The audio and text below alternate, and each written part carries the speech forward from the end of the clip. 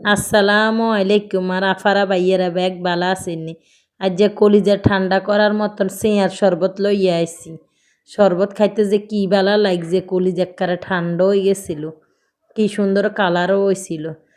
লেবু লইতেছি বালা করে চিবি, লেবু লইলে বালা করি তো লেবু দিলে শরবতের মধ্যে ঘেরান লাগবো, আবার খাইতেও বালা লাগবো, সোয়াদে লাগবো।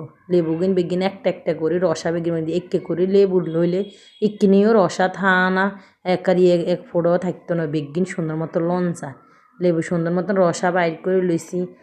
দই দিমু, মিষ্টি দই, তারপরে দিয়ে আম, সেঁড়া, দুধ, ঠান্ডা পানি সব দিই একসাথে। তো বেলান্ডারে জুসের মতন বানাইতো শরবত বানালাম।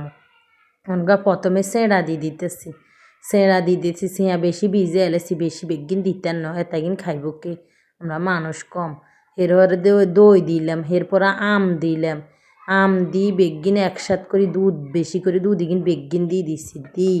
তো ওই অনগা বেলান্ডার করিয়েলাম আগে, তো করি এর চামচ যদি দিয়ে ঠিক মতন হয়েছে তাইলে আর কিছু দেন লাগতো না। চিনিও দিয়ে দিছি, দিয়ে দিন মিষ্টি একখানা লাগবে। প্রথমে মনে হচ্ছে আমের মিষ্টি আর দইয়ের মিষ্টি ওই যে বগুই, পরে মিষ্টিও দিছি, লবণও দিছি, আবার লেবুও দিয়ে দিছি, লেবুর রসিকিন দিয়ে দিছি যাতে ভালো লাগে। লেবুর রস দিছি, দিয়ে দিন একখানা ঘন হয়ে লাগে, তোর হানি কিনিও দিয়ে দি মুগুই।